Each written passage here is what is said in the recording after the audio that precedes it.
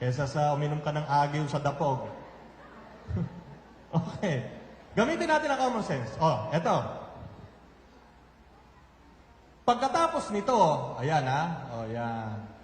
Ang kaganapan ng propesiya ay mangyayari lamang kapag ito ay etc. etc. Babasahin ko po ulit sa inyo. Okay, next. Alam niyo na yan. Nagbigay si Felix Manalo ng mga pangyayari sa kasaysayan ng mundo na mayroong lugar na pinangyarihan at mga petsa ng pangyayari. Di ba? Sabi sa Apokalipsis 6, 12 hanggang 13, lumindol. Yung buwan umitim, nagdilim, yung buwan naging kulay pula, yung araw dumilim, yung mga bituin nagkalaglagan. Yun ang sinabi niya. Eto, tingnan natin. Sabi niya, lindol sa Lisbon, ang kanya example. Tanong, next. Ang lindol sa Lisbon, ang sinabi ni Manalo, nakaganapan ng Apokalipsis 6:12. Pero kung titingnan mo sa kasaysayan ng mundo, may mas malalaking lindol pang nangyari maliban sa Lisbon. Kasi ang kontesyon ni Felix Manalo, simula nung umakyat sa langit si Kristo, hanggang sa kanyang muling pagbabalik, second coming, may mga mangyayaring mga kaganapan sa mundo. At yon ay nakapaloob sa Apokalipsis 6, 12 hanggang 13. Ito ang sinabi na example na lindol. Ngayon, ang tanong doon, ang dami pang malalakas na lindol. Sa Manila, 1880, 1937, lakas niyan. Tokyo, Yokohama, 1923. San Francisco, 1906, nabiyak ang lupa dyan. Tanong, bakit yung Lisbon ang kanyang pinili? Ano? Ang usapan, yung pangyayari sa pagitan nung panahon na umakyat si Kristo sa langit at panahon ng kanyang muling pagdating. Ano na ngayon? 2017, di pa dumadating si Kristo. Yun ang isipin natin. Isip-isip. Next. Ang pagbagsak ng mga bulalakaw na nakita sa North America, pagbagsak ng falling stars. Yan. November 13, 1833. May problema dyan. Bakit? Sige, next slide. Ang pagbagsak ng mga shooting stars na sinasabi ni Felix Manalo, hindi mahalaga yung date na yon na nakita sa Jamaica at North America. Bakit? Kasi every 30 years, yung mga shooting stars bumabagsak ng maramihan. Tuwing 30 taon. Yung sinasabing pagbagsak ng mga bituin na binabanggit sa Apokalipsis 6, 12, 13, ay patungkol sa pangalawang pagbabalik ng ating Panginoon. Ibig sabihin, pag nagbagsakan ng mga bituin na yan, tatabunan tayo ng mga bituin. Bakit ko alam? Ayan, babasahin natin. Basa, eka. Basahin natin. Ano ba sabi? Mateo 24, 29 hanggang 30. Sige, tingnan natin. Ilaw. Magkaroon ng liwanag. At nagkaroon ng liwanag. Ano yan? Mateo, yung mga kapatid natin dito, ilista nyo na kung gusto nyo magtanong mamaya. 29 hanggang 30. Pagkatapos ng kapighatian sa mga araw na iyon, magdidilim ang araw, hindi magliliwanag ang buwan, malalaglag mula sa langit ang mga bituin, mayayanig ang mga pangyarihan sa kalangitan. Pagkatapos, lilitaw sa langit ang tanda ng anak ng tao at mananangis ang lahat ng mga bansa sa daigdig.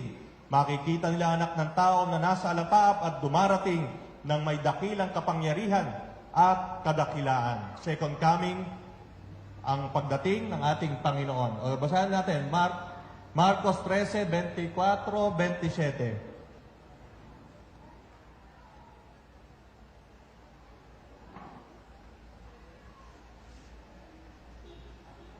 Subalit sa mga araw na iyon, pagkatapos ng kapighatiang iyon, magdidilim ang araw, hindi magliliwanag ang buwan, malalaglag mula sa langit ang mga bituin, at magugulo ang kapangyarihan sa kalawakan. Pagkatapos, makikita nila anak ng tao na nasa ulap, may dakilang kapangyarihan at karangalan. Kapag binasa niyo po yan, yung sinasabi sa Apokalipsis 6, 12 hanggang 13, ay hindi yung sinabi ni Manalo na nasaksihan ang pagbagsak ng bulalakaw sa North America, sa Jamaica, sapagkat ang pagbagsak ng mga bituin na sinasabi dyan ay yung pangalawang pagbabalik at paghuhukom ng ating Panginoon. Next. Kung itutuloy ni Manalo ang pagbasa sa Apokalipsis 6, 12, 13 hanggang 14, 17, patay na siya. Patay si Felix Manalo, pero hindi niya tinuloy. O yung mga kapatid natin, Iglesia ni Cristo dito, di ba? Natapos lang si Felix Manalo sa 6, 12, 13, pero hindi niya babasahin yung 14 hanggang 17. Bakit? Ano nakapaloob doon? Basa. Babasa pala ako. Dito ba? Babasa. Wala pala doon. Basa ulit. Yung kasi ang cue, pag may basa, dito kukunin. Liwanag. Mabuhay tayo sa liwanag. Ano ba yon? 6, 12. Okay. 14 na. Ito po ang kasunod ng 12-13. Matapos malaglag yung mga bituin, sabi sa 14 hanggang 17, naglaho ang langit na parang kasulatang inirolyo at nawala sa kanilang dating kinalalagyan ang mga bundok at mga isla. Nagtago sa mga yung binabato ang mga hari sa lupa, ang mga gobernador, mga pinuno na hukbo, mayayaman, makapangyarihan at lahat ng tao, alipin man o malaya. At sinabi nila sa mga bundok at sa mga bato, tabunan ninyo kami at ikubli nyo kami sa mukha ng nakaupo sa trono at sa puot ng kordero, sapagkat dumating na ang kakilakilabot na araw ng pagbubuhos ng kanilang puot at sino ang makakatagal sa harap nito. Napakinggan niyo po ba? Kung idiniretso ni Manalo yung kanyang paliwanag, pagkatapos niyang basahin yung naganap na lindol, pagdidilim, pagbagsak ng mga bituin, kung diniretso na yon, lalo silang mapipiste. Bakit? Sapagkat kapag binasa mo ang 14, 17, hindi ko alam kung saan siya kukuha ng mga pangyayari dito sa lupa na nagganap na kung saan nangapiste ang lahat ng tao at tinabunan ng bundok. Chap-chap kasi. Chap-chap boy si Manalo. Chap-chap. Okay. Next. Ito po yun. Naglaho ang langit na parang kasulatang inirolyo at nawala sa dati nilang kilalagay ang mga bundok. Next. Nagtago sa mga yungib ang lahat ng tao. Next. Sinabi nila sa mga bundok, tabunan nyo kami, kublin nyo kami. Ba't sila nagpapatabon? Kasi darating na ang kordero. Bakit? Ano mangyayari? Next. Pagbubuhos ng puot at sino ang makakatagal sa harap nito? Second coming. Ano? Second coming yan. Okay, next. Ipinapakita ng mga talatang ito na wala sa konteksto si Manalo sa pagpapaliwanag niya ng Apokalipsis 6, 12, 13. At mali ang pagpapaliwanag niya ng Apokalipsis 6, 12, 13 sa kabuuan ng Apokalipsis 6, 12 hanggang 17. Out of context si Manalo. Ang ipinapaliwanag lang niya sa mga miyembro niya at sa mga naloloko niya yung gusto niyang paliwanag. Ano? Ngayon, alam niyo po yung mga kaibigan ng Iglesia ni Cristo, palagi sinasabi, maging mapanuri kayo mga Katoliko.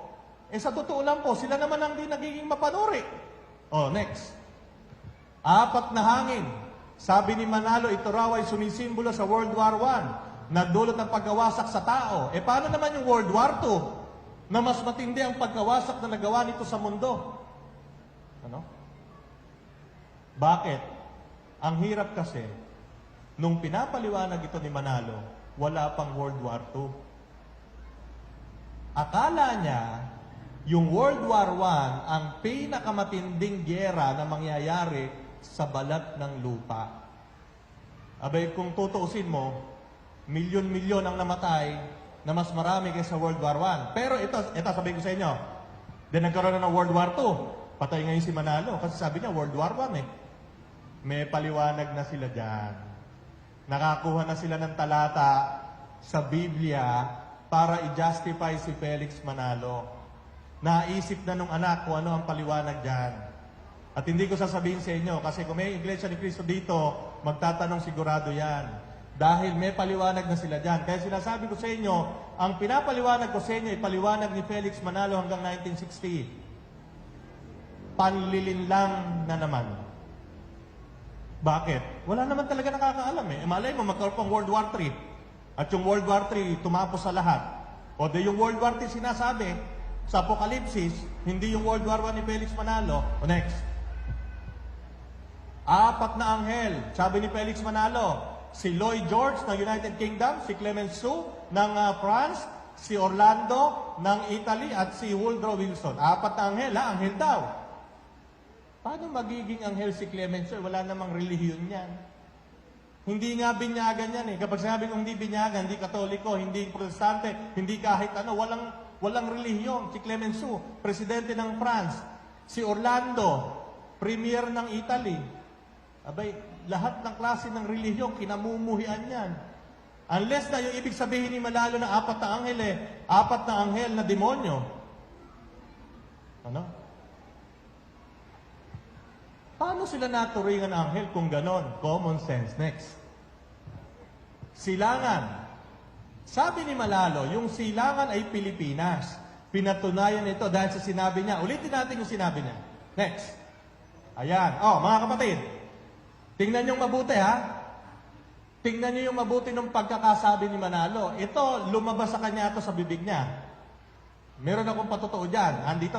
Pag tinanong ako, meron ako ditong reference. Tingnan nyo mabuti ha.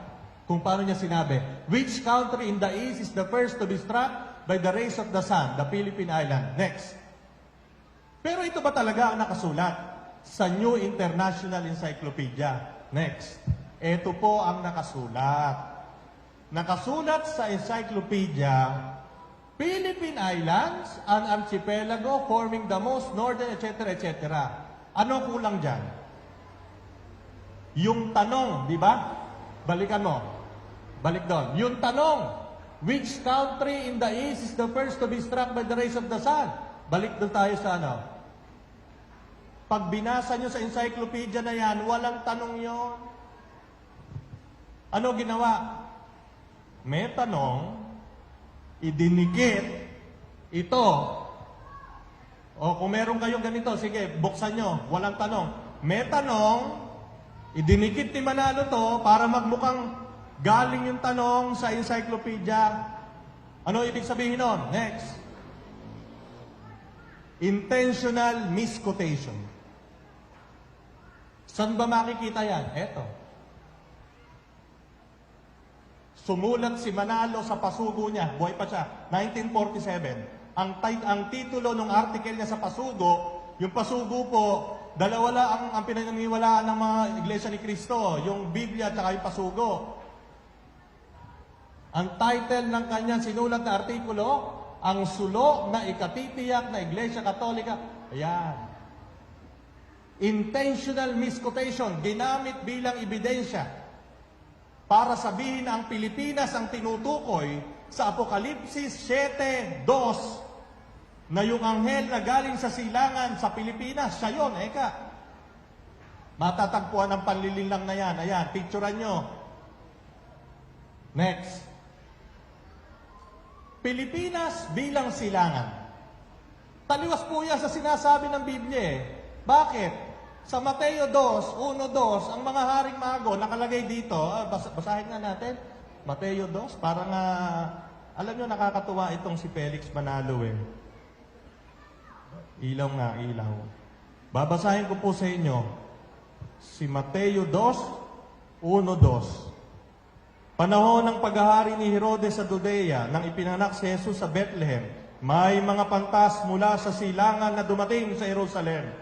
Nagtatanong-tanong sila, nasaan ang pinanganak na hari ng mga Hudyo? May mga pantas. Yung iba, pantas ang tawag. Yung iba, mago, haring mago. Galing sa silangan. Yan. Kung tama si Manalo sa kanyang interpretasyon sa Apokalipsis 7:2, ang mga haring mago taga-Pilipinas, baka meron kamag-anak dito yung mga haring mago.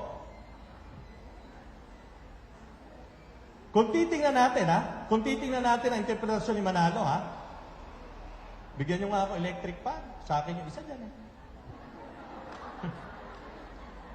Ako nag-request yan, Okay. So nakikita nyo po ba? Nakikita nyo yung mga panlilin lang? Okay. Ang ginagamit pa lang po natin ha, ano pa lang, common sense, wala pa tayo sa Bible. Next.